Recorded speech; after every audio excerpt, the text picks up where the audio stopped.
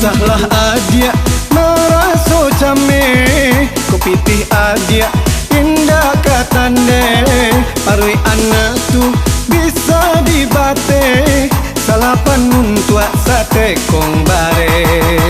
Di malam bisa mbak canda itu anak didenai tak kurang makan sarapan pagi nyo minum susu sampai keriang nyo sapi yang kata.